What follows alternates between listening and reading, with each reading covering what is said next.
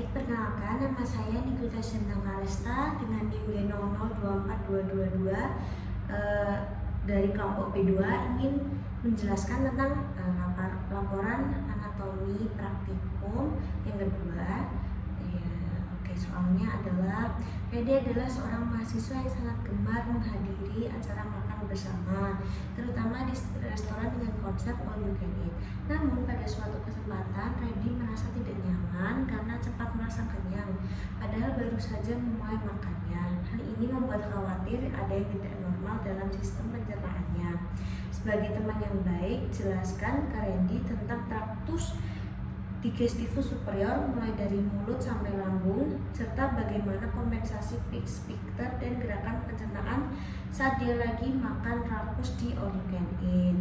Oke, di sini saya ingin menjelaskan tentang traktus digestivus superior ya. Yang pertama itu dia dibagi menjadi tiga regio kayak foregut, midgut, sama hindgut. Buat organ-organ foregut itu ada banyak, tapi saya kasih contoh dulu aja, yaitu kayak esophagus sama gaster. Terus kalau midgut itu duodenum, pars descendens et inferior et ascendens, sama ileum et ileum.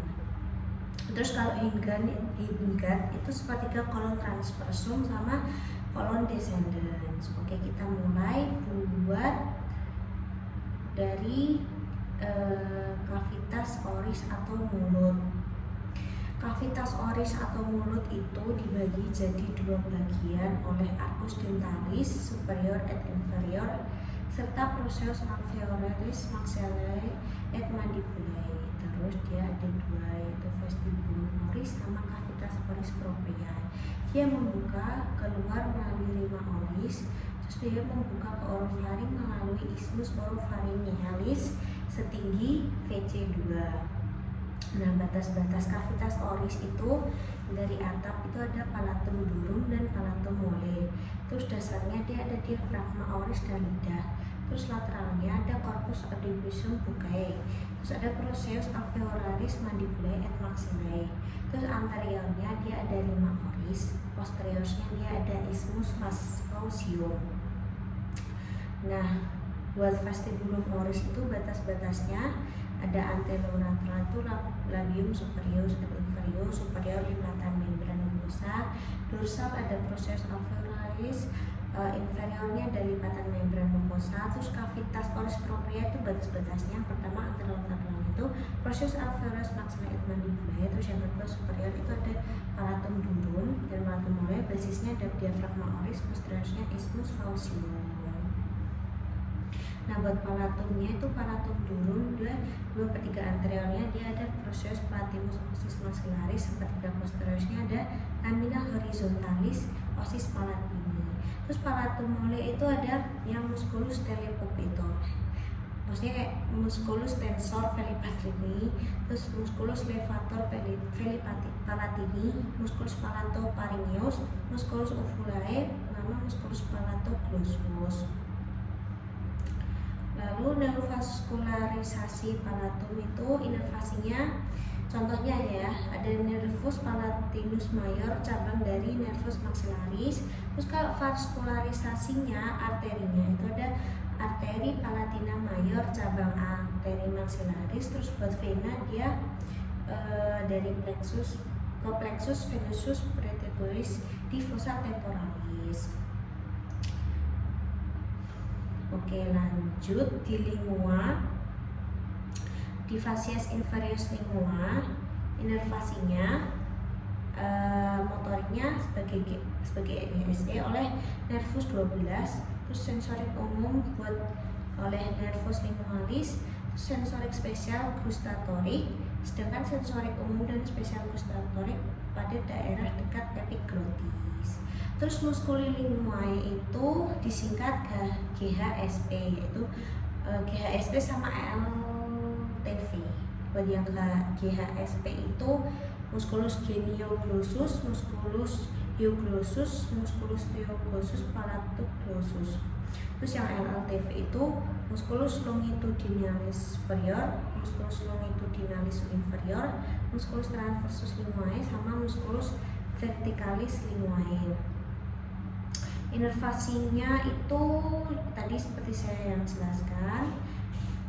Oke, terus lanjut ke glandula saliva.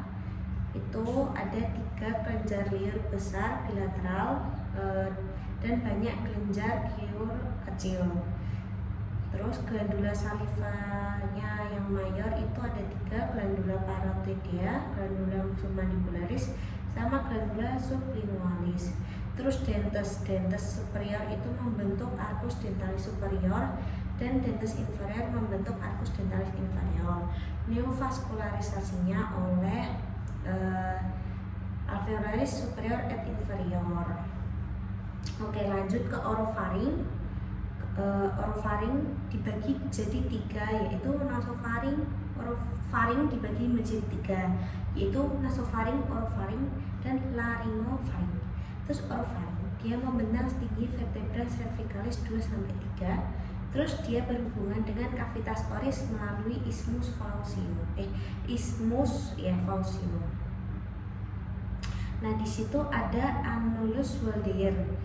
Di daerah isthmus faucium terlihat adanya suatu lingkaran jaringan limfoid yang disebut sebagai annulus Waldeyer yang tersusun atas rangkaian dari yang ada kranial itu tonsilla pharyngealis, lateral itu tonsilla palatina, caudal itu tonsilla lingualis, yang D itu tonsilla tubal. Lalu lanjut ke esofagus. Esofagus itu ada 3 pars, cervicalis, thoracalis, sama abdominalis. Dia letaknya di posterior trakea. Nah, esofagus ini ada angustia atau penyempitan. Ada angustia superior, dia itu di VC6, angustia media itu VTH 4 atau 5, angustia inferior itu VTH 10. Terus neovaskularisasinya di arterinya contohnya ada sepertiga superior, itu di esophagealis arteri thyroidea inferior. Terus buat venanya yang sepertiga superior itu vena thyroidea inferior. Nah, plexus esophagealisnya yang parasimpatis seperti biasa itu nervus vagus. Terus simpatisnya dia truncus sympathikusnya nervus flammicus maius. Nah, lanjut ke yang terakhir itu gaster lambung.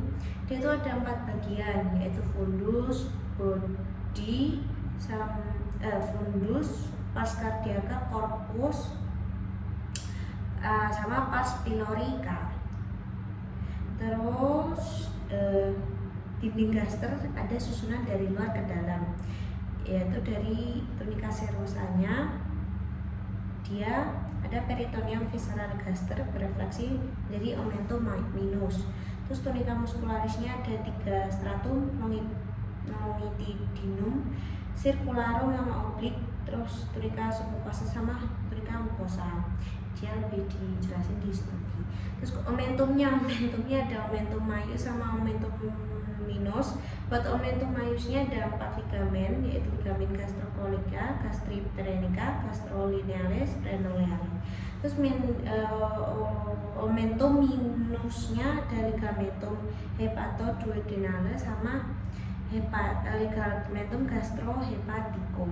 Nah, arterinya itu ada 6, gastrika sinistra, gastrika dextra, gastrika brevis, terus gastroomentales sinistra dextra, sama gastrika posterior berasal dari arteri lienaris. Terus venanya ada 5, itu gastrika dextra et sinistra, terus gastrika brevis sama gastroomentales, terus gastroomentales dextra sama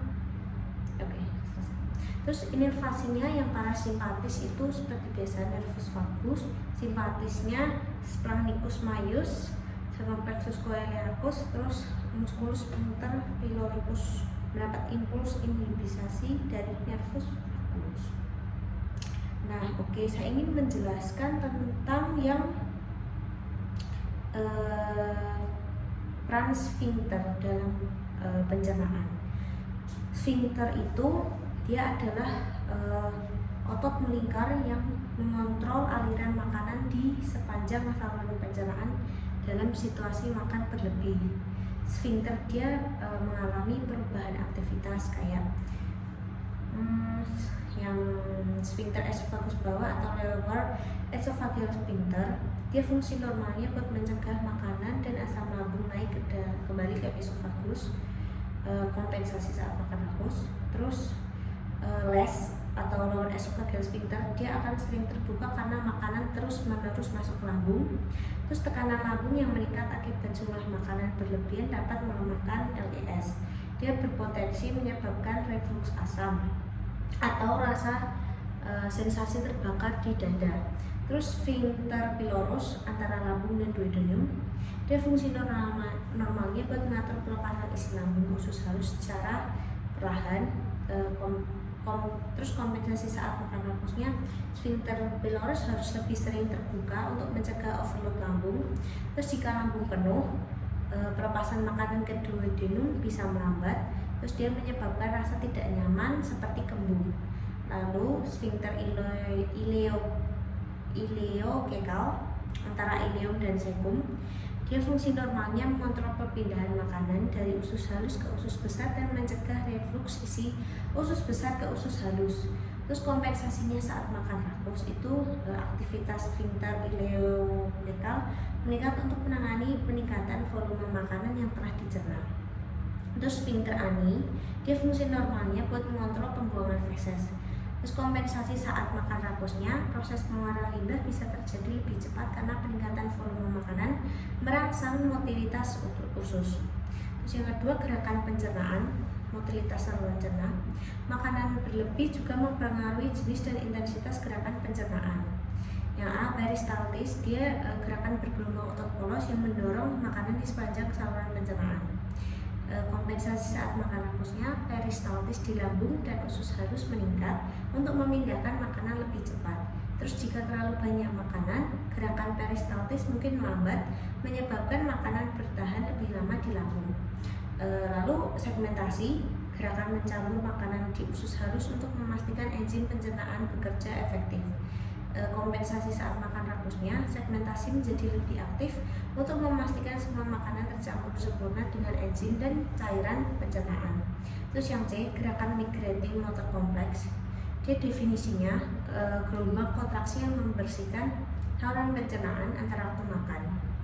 Kompensasi waktu saat makan rakusnya, MMC tertunda karena tubuh terus fokus pada pencernaan makanan yang baru masuk. Lalu respon lambung memiliki kemampuan meregang untuk menampung makanan, tetapi juga ada batas maksimalnya. Distensi lambung meregang untuk menampung volume makanan berlebih. Distensi ini memicu pelepasan hormon seperti gastrin untuk merangsang produksi asam lambung. Lalu emptying lambung, pelepasan isi lambung ke duodenum lebih lambat untuk menghindari kelebihan beban di usus halus. Lalu hormonal dan neural feedback. Makan rakus juga mempengaruhi sistem hormonal dan saraf yang mengatur pencernaan. Seperti hormon CCK atau cholecystokinin, dia diproduksi oleh usus halus sebagai respon terhadap lemak dan protein. Terus dia merangsang pelepasan enzim pankreas dan empedu untuk membantu pencernaan lemak. Dia memperlambat pengosongan lambung agar makanan dicerna lebih efisien. Terus hormon grelin dan leptin. Grelin itu hormon lapar, dia menurun drastis saat perut penuh. Lalu leptin, hormon kenyang, meningkat, tapi responnya sering tertunda, menyebabkan seseorang tetap makan meski sudah kenyang. Terus efek setelah makan berlebihan itu ada rasa tidak nyaman. Dia tekanan lambung yang meningkat, dapat menyebabkan mual, kembung, atau reflux. Terus diare. Jika usus tidak mampu menyerap semua nutrisi, makanan bergerak cepat ke usus besar, dia menarik cairan dan menyebabkan diare. Terus kelelahan pencernaan. Sistem pencernaan bekerja terlalu keras, menyebabkan rasa lelah atau kantuk akibat pengalian aliran darah ke organ pencernaan. Lalu kesimpulannya, saat makan berlebih di all you can eat, sphincter dan gerakan pencernaan menyesuaikan diri untuk menangani volume makanan yang besar. Namun, tubuh memiliki batas kemampuan, sehingga pola makan seperti ini bisa memicu masalah seperti reflux, kembung, atau gangguan pencernaan lainnya jika dilakukan terlalu sering. Itu saja dari laporan praktikum anatomi saya yang kedua ini. Sekian dan terima kasih.